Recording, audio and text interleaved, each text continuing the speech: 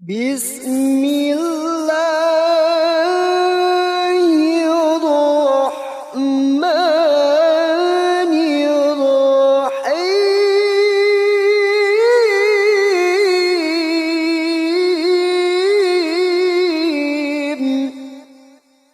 Kita akan ngebahas teknis untuk bisa menghijrahkan status dengan melobi langit. Dengan doa. Kan katanya doa itu bisa mengubah takdir, benar? Benar nggak tuh? Allah yang mengubah takdir dengan doa. Jadi bukan doa mengubah takdir, tapi Allah mengubah takdir dengan doa. Dan takdir itu bisa dirubah-rubah. Suka-suka Allah dong. Orang Allah yang nulis takdir, yamhullahu ma yasha'u wa yuthbit, kata Allah. Allah bisa menghapus apa yang dia tulis dan bisa menetapkan. Jadi nggak usah pesimis, nggak usah putus asa dulu. Wah, kayaknya memang takdirnya nggak bisa. Orang yang jahat kayak saya, yang pernah punya masa lalu yang kelam, nikah dengan akhwat yang hafizoh dari pesantren apa gitu. Kan kayaknya takdirnya nggak. Wal hafizin, wal hafizat, gimana sih? Wal hafizin, gimana sih ayatnya? Saya jadi lupa. Orang yang soleh, orang yang menjaga diri dengan orang yang menjaga diri, orang yang soleh dengan orang yang soleh. At-thayyibin lit-thayyibat, maaf. At-thayyibin lit-thayyibat. Orang yang baik ketemu orang yang baik. Tapi kan saya mah orangnya udah keburu nggak baik duluan. Sekarang lagi belajar jadi orang baik tapi belum baik-baik amat. Sedangkan dia mah udah terpelihara dari dulu. Kayaknya kita mah nggak sekufu, nggak selevel, beda dunia. Yang satu dunia putih, satu dunia hitam. Ini gimana nih nggak ketemu nih? Takdirnya mungkin kita emang nggak layak untuk dia. Tetapi dengan doa Allah Subhanahu Wa Taala berkuasa untuk mengganti takdir. Makanya malam ini kita akan belajar tentang bagaimana menggunakan jalur langit untuk bisa mendapatkan hajat kita. Baik menikah, dapat kerjaan, punya anak, dan keajaiban-keajaiban lain yang bisa kita dapatkan kalau kita tahu cara menggunakan jalur langit. Ada orang yang berdoa. Janji Allah kepada orang yang berdoa. Makanya doa itu benar-benar senjata orang mukmin. Melebihi senjata apapun yang dimiliki oleh seseorang. Paling dahsyat itu kalau punya doa. Jadi kalau orang yakin kepada Allah, maka dan keyakinan dia kepada Allah lebih besar daripada keyakinan dia kepada apapun, maka selama dia masih bisa berdoa kepada Allah, dia tenang. Ada masalah dikit, oh ilahi. Ada masalah dikit, ilahi. Ada masalah dikit, Rabbi. Terus saja. Ada masalah sepele apapun, minta ke Allah. Ada masalah apapun, minta ke Allah. Dan kata Nabi, janganlah kalian menjadi lemah dalam berdoa. Karena sesungguhnya tidak akan binasa seseorang selama dia masih berdoa kepada Allah. Itu hadis Nabi. Dari Aisyah. Janganlah kalian menjadi lemah dalam berdoa. Artinya jadi pundung, jadi putus asa dalam berdoa. Karena tidak akan binasa seseorang selama dia masih berdoa kepada Allah Subhanahu Wa Taala. Jadi kalau kita masih terus mengharap dan meminta kepada Allah, kita nggak akan binasa. Kita nggak akan kalah. Kita nggak akan rugi. Dan kata para ulama, segala sesuatu di dunia ini akan pergi dan tidak kembali. Ini clue penting nih, bisa dicatat. Segala sesuatu di dunia ini akan pergi dan tidak akan kembali kecuali doa. Dia pergi dan dia pasti akan kembali. Segala sesuatu kalau udah pergi di dunia ini, nggak akan kembali lagi. Kalau pergi di sini maksudnya pergi kepada Allah. Tapi kalau doa pergi ke Allah, dia pasti akan balik lagi kepada yang meminta. Satu-satunya yang pergi ke Allah dan kembali di dunia ini hanyalah doa. Makanya ayat ini kalau kita kasih judul adalah janji Allah kepada hambanya yang berdoa. Allah berjanji, apa kata Allah? Inni qaribun. Aku itu dekat. Maksudnya gak mungkin aku gak dengar doa kalian. Begitu kita berdoa, kita pikir, Allah dengar nggak ya? Jangan-jangan kok doa saya belum diijabah, kayaknya Allah nggak dengar yang kemarin, saya harus keraskan lagi suara saya. Nggak, ini qarib. Arti ini qarib, aku itu dengar banget apa yang kamu ucapkan. Nggak usah diucapkan, di dalam hati aja Allah udah dengar. Siapa yang pernah berdoa di dalam hati terus langsung Allah ijabah? Rasulullah. Coba teman-teman buka awal juz kedua. ayat surat Al-Baqarah ayat 144. Itu gara-gara Nabi ada harapan di dalam hati tapi nggak berani ngomong gitu ke Allah. Cuma dipendam di dalam hati doang. Tapi langsung diijabah oleh Allah. Ayat surat Al-Baqarah ayat 144. Allah berfirman, "Qad nara taqalluba wajhika fis samaa, falanuwalliyannaka qiblatan tardaha, fawalli wajhaka syatral masjidil haram, wa haitsu ma kuntum fawallu wujuhakum syatrah, wa الذين أوتوا الكتاب ليعلمون أنه الحق من ربهم وما الله بغافل عما يعملون. Jadi ceritanya orang Yahudi suka menghina kaum muslimin gara-gara orang Islam kalau sholat waktu itu masih menghadap ke Al-Aqsa, Palestina. Jadi kata orang Yahudi itu, lihat orang Islam mah fake. Suka niru. Kita sholat menghadap Al-Aqsa, mereka sholat menghadap Al-Aqsa. Berarti agama mereka itu adalah agama yang meniru agama kita. Nggak original. Sering diperolok-olok. Setiap kaum muslimin sholat dihina sama mereka. Akhirnya Nabi ngerasa sedih. Wah, gimana ya caranya? Sehingga setiap sore Nabi berdiri di suatu bukit, kemudian lihat ke langit. Cuman gak ngomong, gini aja ke langit. Membatin, bayangin. Pernah gak teman-teman membatin ke Allah? Ini yang harus kita coba lakukan. Belajar membatin kepada Allah. Itu romantis banget. Jadi duduk sendiri. Allah, ngomong gitu dalam hati. Dan yakinlah ini qorib, Allah tuh dengerin. Jangan pikir saya kayak ngomong sendiri, kayak orang kurang waras. Enggak, Allah itu mendengar. Jadi kita batin aja sama Allah, ngomong dalam hati. Ya Allah, saya tuh lagi gini, ada masalah. Ngomong dalam hati kita. Please Allah, please gitu ya. Nah, itu kalau kita membatin, inni qoribun wa asirru qaulakum aw ijharu bih innahu alimun bidzatis sudur. Jadi Nabi nggak enak mau ngomong, ya Allah tolong dong pindahin kiblat dari Masjidil Aqsa ke Masjidil Haram. Soalnya daripada dikata-katain melulu sama orang Yahudi, mau ngomong kayak gitu tuh nggak enak sama Allah. Malu Rasul ke Allah. Masa kiblat aja minta dipindahin. Akhirnya Nabi cuma ngelihat ke langit aja tiap hari. Udah selesai, pulang. Besok lihat lagi ke langit. Turunlah ayat ini. Sesungguhnya kami telah melihat bagaimana kamu selalu menengadahkan wajahmu ke langit. Maka kami palingkan kiblat ke arah yang kamu sukai. Coba lihat. Turun wahyu untuk merespon doa Nabi yang bahkan belum diverbalkan. Belum diucapkan dengan kata-kata tapi Allah udah ngerespon. Ini kan keajaiban doa nih. Cuman kita seringnya ngerasa udah minta berkali-kali kok gak dikasih-kasih. Kita belajar sekarang.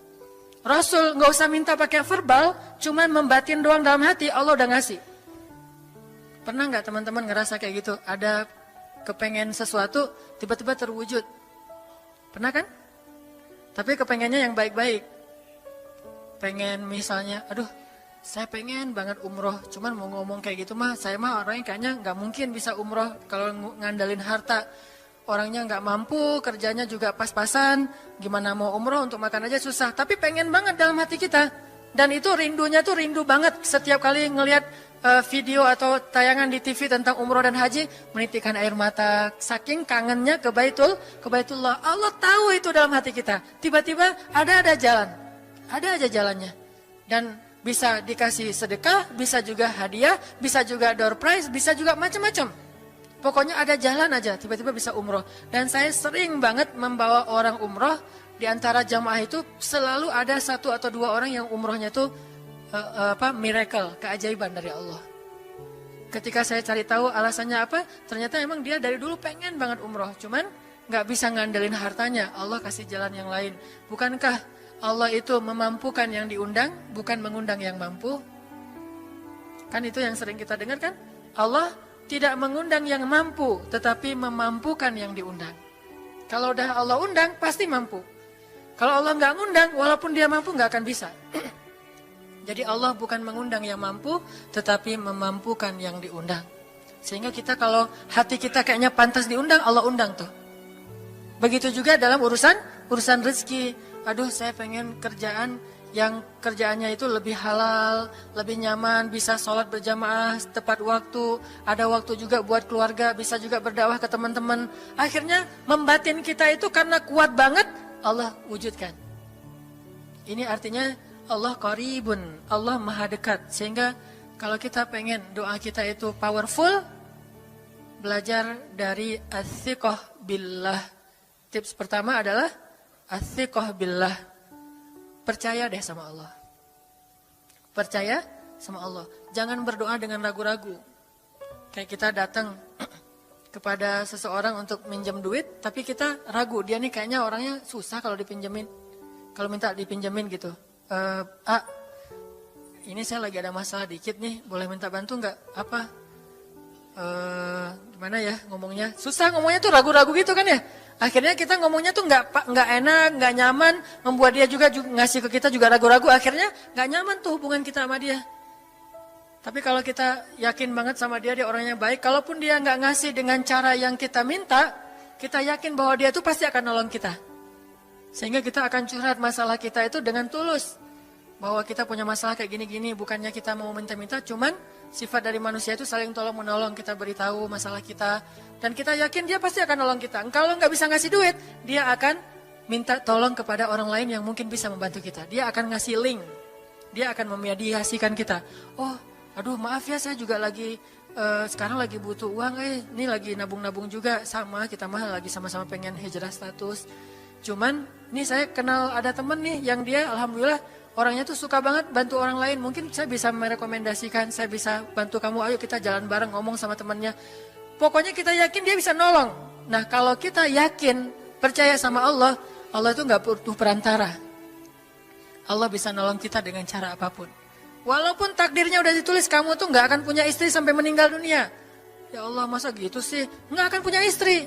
Ya Allah, tapi gimana masa saya mau hidup sendiri terus? Kamu gak akan punya istri, kata malaikat teh. Ini orang doanya kata kan malaikat dengerin doa kita ya. Kalau di hati malaikat nggak tahu, tapi kalau di lisan kita doa, ya Allah beri saya seorang suami yang benar-benar bisa mendidik agama saya. Kata malaikat, Neng ganti doa yang lain aja tuh Neng.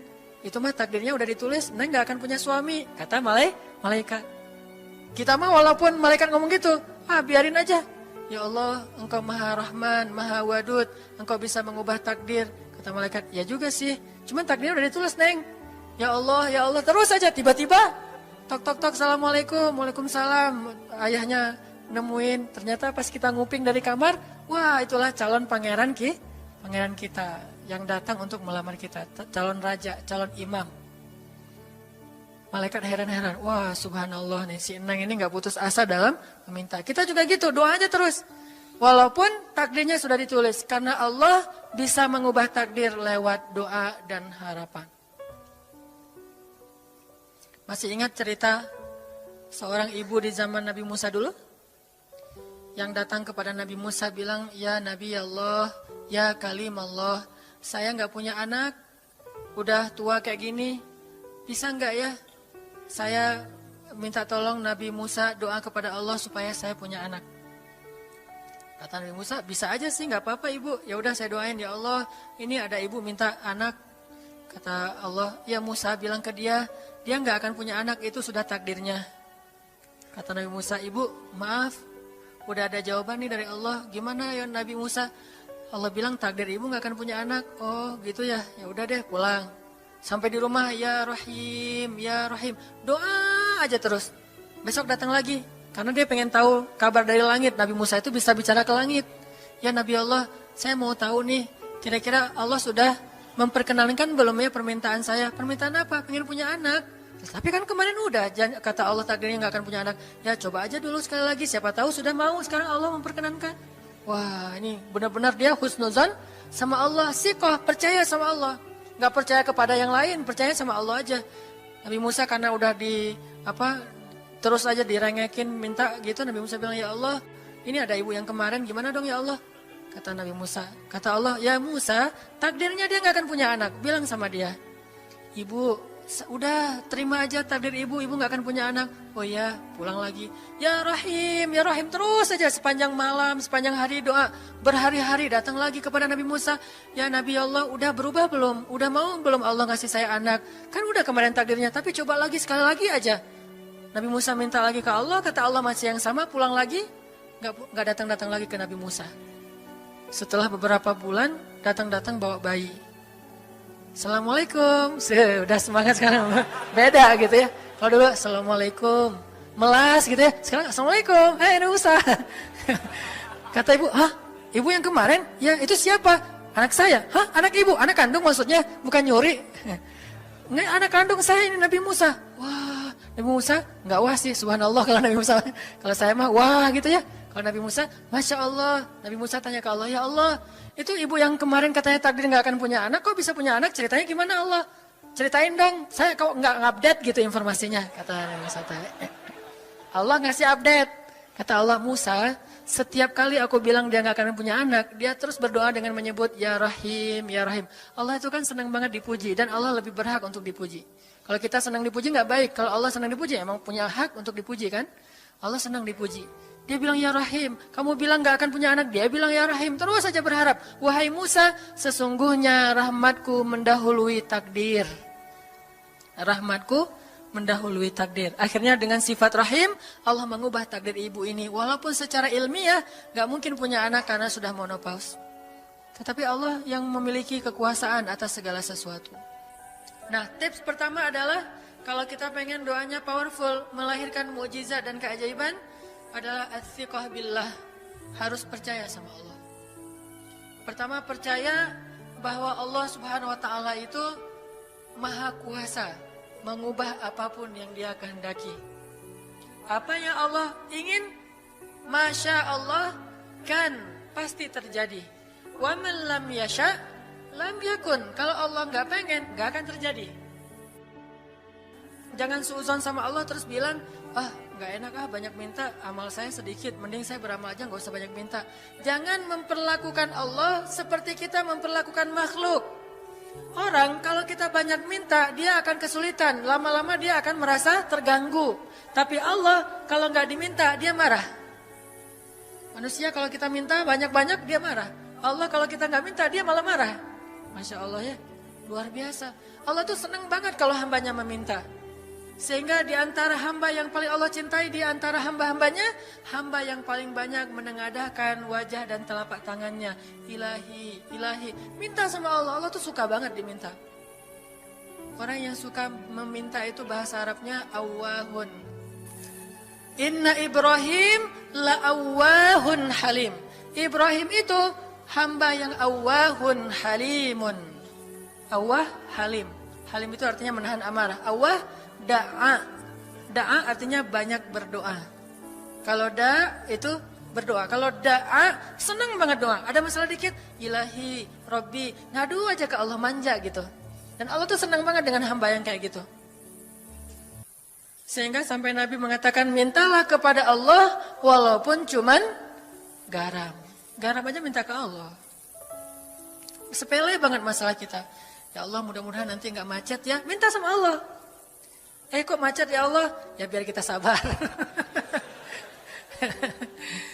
Udah tahu jam macet berangkatnya telat gitu ya. Jangan salahin Allah. Tapi minta bilang, biasakan kita tuh komunikasi sama Allah dengan manja. Ya Allah, mudah-mudahan saya bisa jawab ujiannya. Udah belajar sih ya Allah, cuma nggak tahu kan semuanya di tanganmu. Minta ke Allah. Bismillahirrahmanirrahim. Makan ya Allah, ini rezeki darimu. Makasih ya, makan. Kalau bahasa lainnya makasih, alhamdulillah. Alhamdulillahilladzi at'amani hadza wa razaqanihi min ghairi haulin minni wala quwwah. Hafal tuh? Kalau nggak hafal, udah aja bismillah lah. Alhamdulillah gitu. Bismillah ya Allah, Masya Allah ini rezeki darimu. Udah selesai makan, udah sendawa gitu.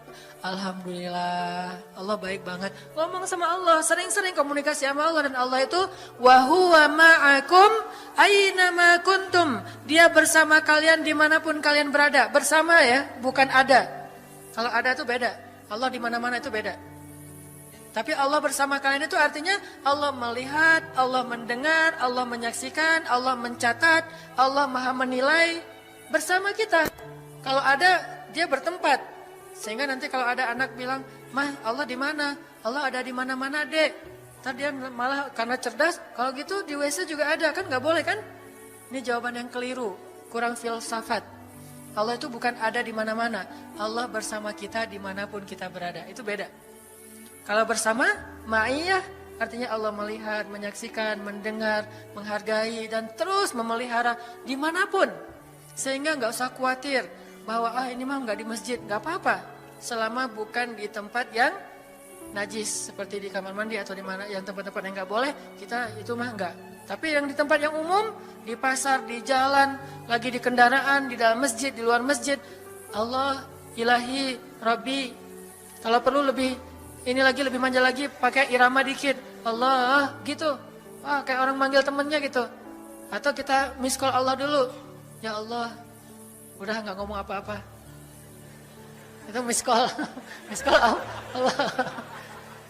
Ngapain miss call? Caper, kangen sama Allah. Allah, gitu lagi. Itu zikir kan? Allah, Allah, Allah. Kata Allah, ada apa hambaku? Allah lagi. Terus saja Allah di miss call berkali-kali. Pas Allah buka, wah 100 miss call. Allah 100 kali zikir. Udah 100 kali miss call, Allah yang telepon balik. Ada apa hambaku? Wah, ditelepon sama Allah. Lewat kejadian-kejadian hidup. Tiba-tiba ada kejutan dari Allah. Langsung bilang sama Allah, thanks Allah. Kan romantis tuh sama Allah. Jangan cuma sama cewek doang bilang thanks. Segala macam bahasa-bahasa yang keren. Sama Allah juga harus keren. Tapi setelah thanks, alhamdulillah. Karena itu yang paling baik. Intinya harus percaya sama Allah. Allah tuh senang banget didoain. Kita berdoa kepadanya gitu. Allah tuh senang. Terus makna percaya sama Allah juga, kita percaya bahwa Allah itu nggak akan ngecewain orang yang berdoa. Ujibu da'watad da'i idza da'an. Aku pasti mengijabah doa hamba-hamba yang berdoa kepadaku. Nggak usah khawatir, pasti diijabah. Tapi kok masih belum aja Ustadz? Nah, kita harus belajar. Apa itu makna diijabah? Jangan-jangan Allah udah mengijabah, kita nggak ngerti. Kayak ada analogi tentang orang yang tenggelam, terus dia meninggal sambil menuduh Allah, Allah kok nggak nolong saya? Bukankah aku sudah mengirim pelampung? Jadi pelampung itu cara Allah menolong kita. Kita berharap ditolongnya tiba-tiba selamat aja di pantai. Nggak kayak gitu, Allah punya cara. Sehingga kita harus belajar memahami maksud Allah. Allah maksudnya apa? Di antara cara Allah mengijabah, kata para ulama, satu, Allah mengijabah persis seperti yang kita minta. Dua, Allah mengijabah yang lebih baik dari yang kita minta. Yang ketiga, Allah kalau nggak ngasih persis, ngasih yang lebih baik, dikasih di akhirat. Bahkan itu lebih keren daripada di dunia.